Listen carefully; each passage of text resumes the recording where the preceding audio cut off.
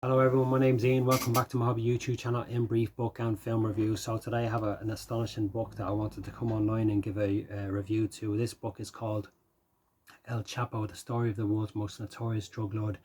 This book was written by Terry Burrows and it was published by Arcturua publishers. The release date was on sometime in 2020.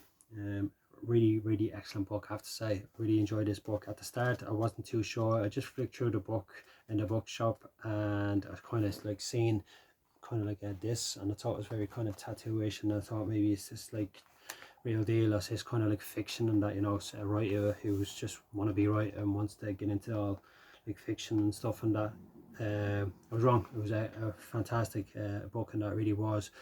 Fair play to Terry Burrows who read this book, outstanding author, and also for Arcturus, the publishers, and that the way they have the whole content of the book was exceptional, and that really was. Really enjoyed this book now, I have to say. So the induction, the contents of the book goes into the inductions.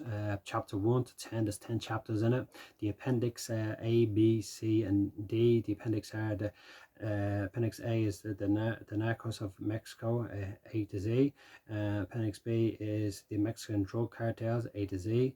Appendix C is a brief history of the narcotics, and then obviously the Appendix D is a street slang. Probably at the end, the Appendix D wasn't probably needed in the book, but it was kind of very, they just wanted to show how thorough they were as like just the knowledge of what they're writing about, I suppose, and that yeah, really good. And that and then obviously the index at the end about giving people's names, or like you're looking for someone, you know, if someone was looking to see if they were mentioned within a book, and that the index is always handy there at the end. So a really good book, I have to say.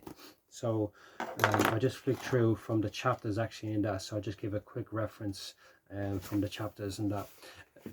So the meat and the demand. So the meat and the demand, the chapter basically starts off talking about the early years of El Chapo, whose name is Joaquim Guzman Loera.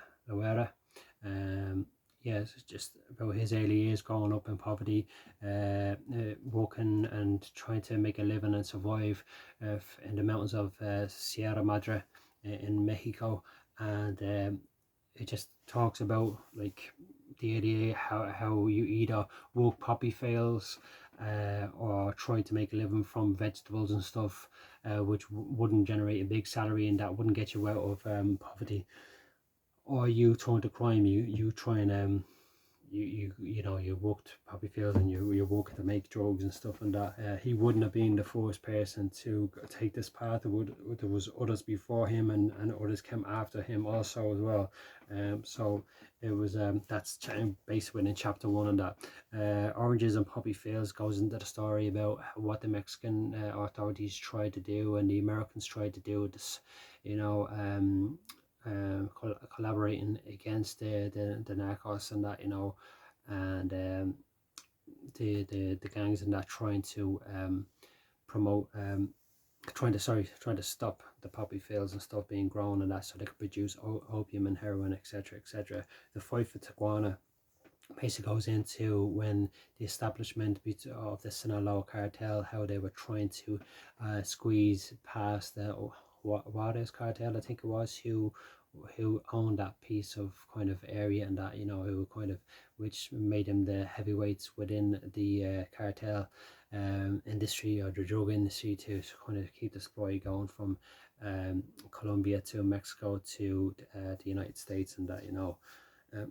Very interesting book. The Rise of El Chapo talks about how he started off, humble beginnings, how he then started to become kind of like a Robin Hood type of figure, or many seen him as a Robin Hood type of figure within his community and around the Sierra Madre mountains and stuff, and how he then became to be a good corporal, and then like within the organization, and then obviously the head, or was seen as the head, and that, you know, within the gang of the organization of the Sinaloa cartel, who became the most strongest cartel, so strong that even the Mexican army were afraid to go in certain areas, in certain neighborhoods and stuff, and that, for fear that they would be outgunned and battled by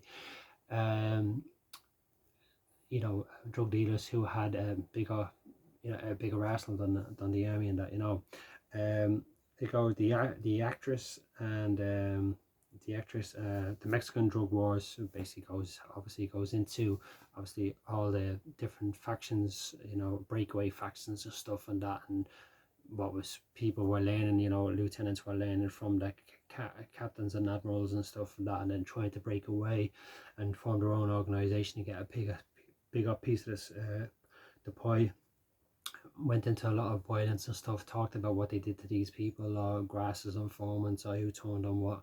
Then it goes on to the actress and the narco. I think it was Miss Kate Del Castello. She was she was a Mexican, famous Mexican actress who come from a well-to-do background and that, but she spoke highly of, or spoke up in defense of El Chapo. From his, you know, from knowing his humble beginnings and stuff, and she basically stated about how she felt that the government were just as bad as the drug dealers because they were cooperating with the drug dealers. Of course, El Chapo being a womanizer that he was, took it up the wrong way, a different way kind of stuff, and there was a story within that also that a particular chapter actually goes into talking about Sean Penn, who had a famous meeting and was posing with him on the magazine of the Rolling Stones magazine, famous magazine in America.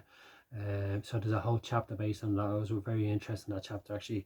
The trial of the century goes into like what happens leading up to his capture, and how difficult it was for the authorities to finally pinpoint him down, but the fact that he was so much of a womanizer kind of led to his downfall and stuff, and that so much content in there, you know, about his wives, past wives, current wives, allegations and stuff, and that informants coming back and that. And then the end of the road, basically, you know, the sentence about, you know, what he got up from court and said and stuff like that, you know, and himself and that in his own defense and stuff. Back to being, and then the last two chapters is business as usual, basically, when he finished off, when he went aside, how the Mexican cartel carries on, and that Sinaloa cartel carries on without him, you know. So that's basically it, you know. And then the last one is the new threat. It just goes on to, you know, it's still rolling, it's still going, the drugs war, goes on and on and on.